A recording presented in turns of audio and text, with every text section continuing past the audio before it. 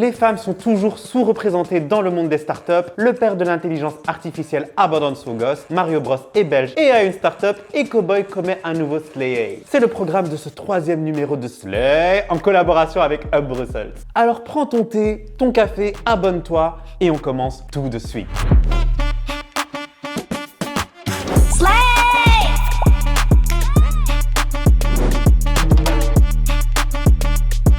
À peine 10% des créateurs d'entreprises sont des femmes. Open the Box et Agoria ont réalisé une étude auprès de 300 entreprises belges et franchement, des résultats, t'as peur. La part des femmes fondatrices de start-up n'a augmenté que de 2% en 10 ans. Et côté administratrice, c'est même pire, puisque le pourcentage de femmes dans les conseils d'administration a diminué de 15 à 13% entre 2011 et 2022. Sur toutes les entreprises analysées, t'en as 4 sur 5 qui n'ont que des mecs comme fondateurs et à peine 3% qui n'ont que des meufs comme fondatrices. Laurence Jacobs, qui est la Women in Tech ambassadeur chez Agoria, rappelle pourtant que plusieurs études internationales ont montré que les entreprises fondées et dirigées par des femmes enregistraient des meilleures performances en termes d'efficacité, de retour sur investissement et de bénéfices.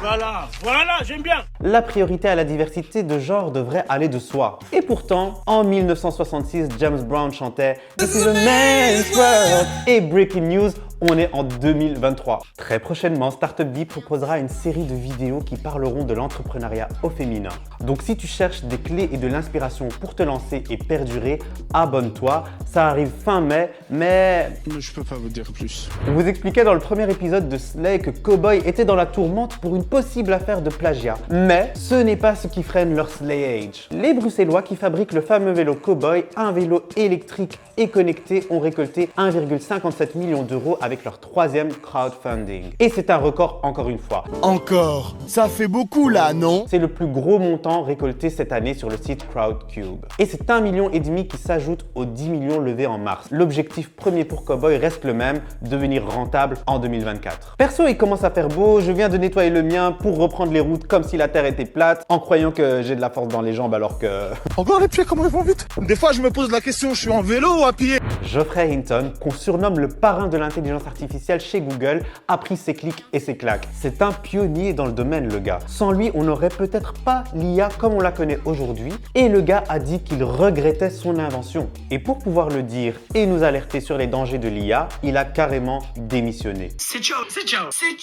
Il se joint donc à la longue liste de spécialistes perplexes face à l'évolution hyper rapide de ces nouvelles technologies qu'il trouve même effrayantes. Il se demande par exemple comment on pourrait empêcher que ces technologies tombent entre de mauvaises mains, que l'on soit inondé d'images truquées, qu'on ne puisse plus distinguer le vrai du faux et surtout qu'elles remplacent les êtres humains à de nombreux postes car selon lui, elles pourraient bientôt être plus intelligentes que nous. Google a répondu qu'il s'engageait à utiliser l'IA de manière responsable et à suivre de près les risques potentiels.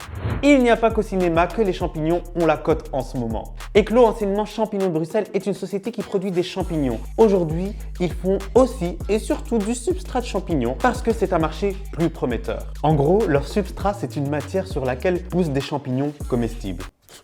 Jusqu'à présent, ils faisaient ça dans les caves des abattoirs d'Anderlecht à Bruxelles et c'est toujours le cas d'ailleurs, mais ils s'installent aujourd'hui aussi à Villers-le-Bouillet, en province de Liège, leur nouveau terrain de jeu pour atteindre un objectif précis, être un leader européen d'ici 2026. Les Bruxellois continuent de slay donc, y compris dans des domaines inattendus, hein. Donc bye Peach. C'est l'heure de la minute à Bruxelles. Je te laisse donc avec Virginie qui a une super opportunité à te présenter.